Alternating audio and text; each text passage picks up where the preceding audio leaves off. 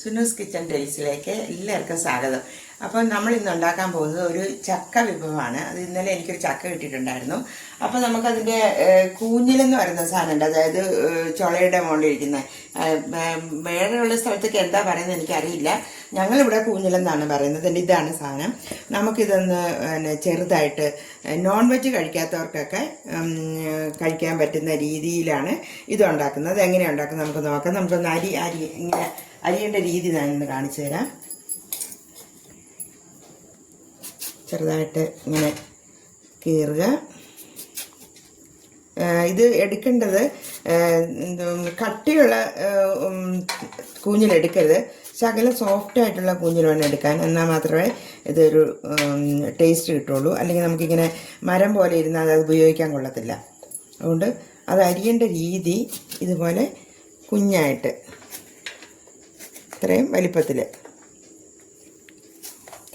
നമുക്ക് അരിഞ്ഞെടുക്കാം. ഇതിൻ്റെ കൂടെ നമ്മൾ ചക്കക്കുരുവും ഞാനൊരു 10-20 ചക്കക്കുരു എടുത്ത് വെച്ചിട്ടുണ്ട്. നമുക്കത് അരിയേണ്ട രീതി എങ്ങനെയാണെന്ന് നോക്കാം.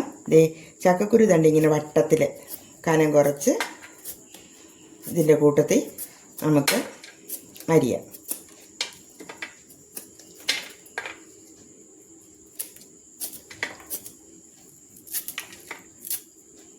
ഇങ്ങനെയാണ് ചക്കക്കുരു അരിയേണ്ടത്.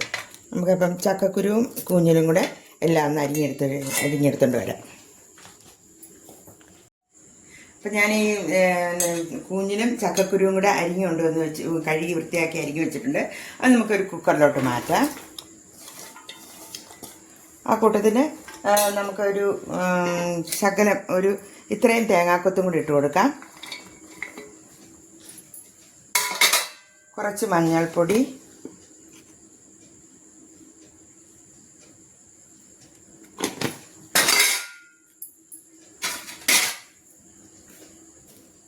ആവശ്യത്തിന് ഉപ്പ്, കുറച്ച് വെള്ളം.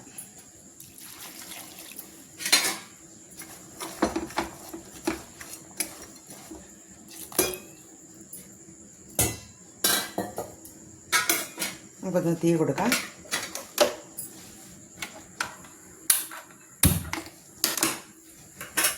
കുക്കർ അടച്ച് വെച്ചിട്ട് ഒരു 3 വിസിൽ വരുന്നവരെ നമുക്ക് വേവിക്കാം. ആ സമയം കൊണ്ട് നമുക്കിതിനാവശ്യമുള്ളൊരു അരപ്പ് തയ്യാറാക്കാം. ഒരു അരമുറി തേങ്ങ ഞാൻ എടുത്ത് വെച്ചിട്ടുണ്ട്. അത് നമുക്ക് ചീനച്ചട്ടിയിലോട്ട് ഇട്ട് കൊടുക്കാം. തേങ്ങ ഒന്ന് വറുത്തെടുക്കാനാണ്. തേങ്ങ വറുത്താണ് ഇതുണ്ടാക്കുന്നത്. അപ്പോൾ അതിനകത്തോട്ട് നമുക്ക് കുറച്ച് മസാല ചേർക്കാനുണ്ട്. കുറച്ച് പെരുംജീരകം, ഒരു 1/2 സ്പൂൺ കുരുമുളക്, 2-3 ഏലയ്ക്ക, ചെറിയ കഷ്ണം പട്ട, ഒരു സ്റ്റാർ പൂവ്, പിന്നെ ഒരു 4-5 ഗ്രാമ്പു. ഇത്രയും നമുക്കിതിലോട്ട് ഇട്ട് കൊടുക്കാം. എത്തിക്കാം.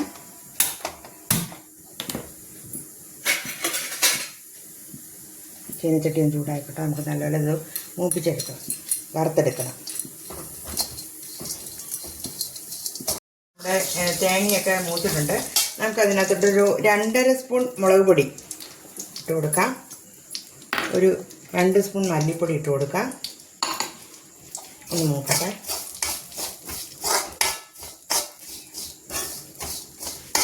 തീ കൂട്ടി കൊടുക്കാം.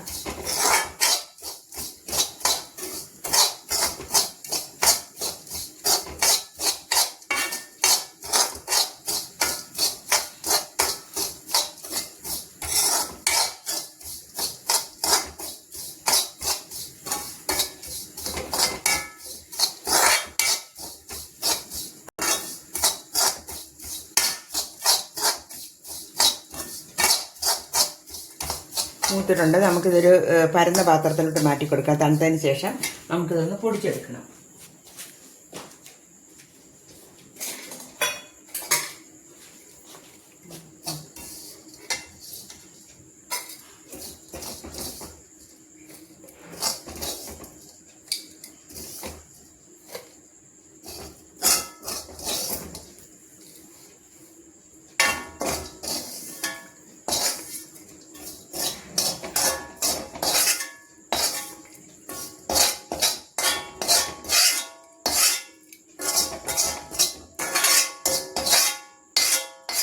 തണുക്കട്ടെ. നമുക്കപ്പോഴത്തേക്ക് അത് കഴിഞ്ഞ ശേഷം ഇതൊന്ന് അരച്ചുകൊണ്ട് വരാം.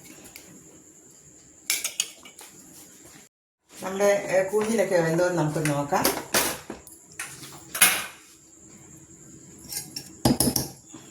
കൂഞ്ഞിലൊക്കെ അടിപൊളിയായിട്ട് വെന്തിട്ടുണ്ട്. നമുക്കിതിനൊരു വറവിട്ടിട്ട് അരപ്പ് ചേർക്കാം.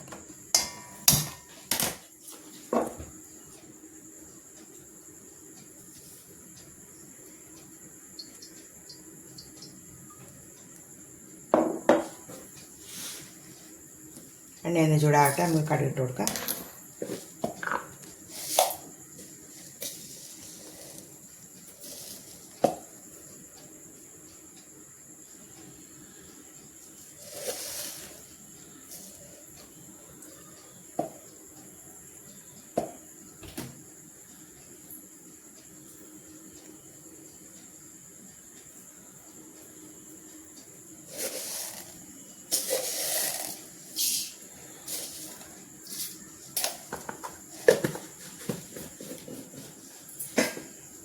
ഇതിലേക്ക് 2-3 വറ്റൽമുളകും ശകലം കറിവേപ്പില കുറച്ചേ ഉള്ളൂ ഉള്ളത്.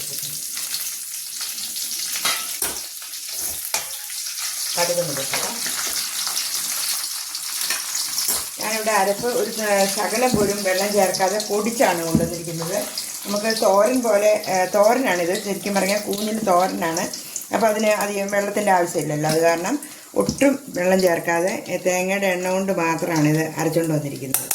നമുക്കത് കടുക് പൊട്ടിക്കഴിഞ്ഞ് നമുക്കിത് അതിലോട്ട് ഇട്ട് കൊടുക്കാം.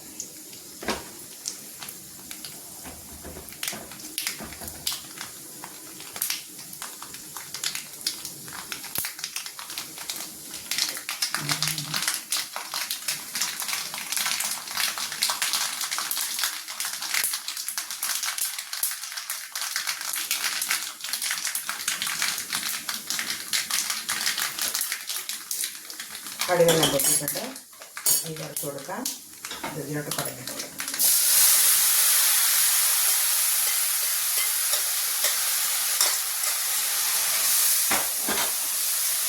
നമ്മുടെ അരപ്പം ഇട്ട് കൊടുക്കാം.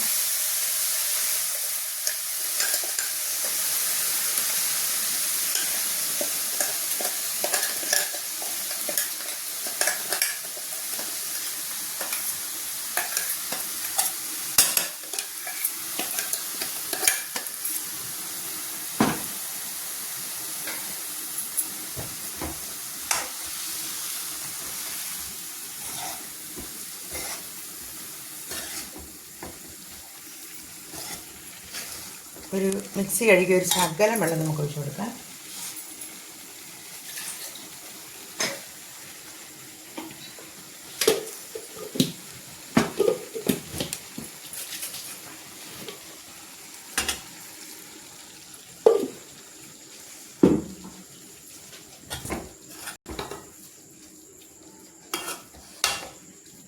നമ്മുടെ അരപ്പൊന്ന് വെന്ത് വെള്ളം ഒന്ന് വറ്റി സെറ്റായി വരട്ടെ. നമുക്ക് ശകലനേരം അടച്ചു വെച്ച് കൊടുക്കാം.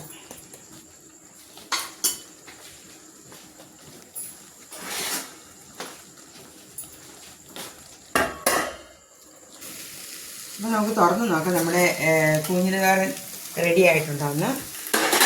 അപ്പോൾ കൂഞ്ഞിലുകാരൻ എല്ലാം സെറ്റായി നല്ല റെഡിയായിട്ട് വന്നിട്ടുണ്ട്. കുഴങ്ങിയിരിക്കുന്ന ഭാഗത്തിനാണിത് ഇരിക്കുന്നത്. അപ്പം ഉപ്പെല്ലാം ഞാൻ നോക്കി എല്ലാം കറക്റ്റാണ്. ഉപ്പ് എരിവെല്ലാം കറക്റ്റാണ്. മസാലയൊക്കെ ഉണ്ട്. എല്ലാം നല്ല രീതിയിൽ വന്നു.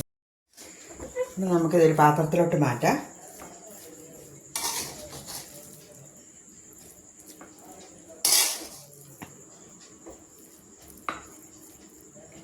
ഇതാണ് നമ്മളിപ്പോൾ ഇവിടെ ഉണ്ടാക്കിയ കൂഞ്ഞിൽ തോരൻ. എൻ്റെ വീഡിയോ ഇഷ്ടമാവുകയാണെങ്കിൽ ചാനൽ ലൈക്ക് ചെയ്യുക, ഷെയർ ചെയ്യുക, സബ്സ്ക്രൈബ് ചെയ്യുക. അടുത്ത വീഡിയോയുമായി ഉടനെ വരുന്നതായിരിക്കും. ബൈ.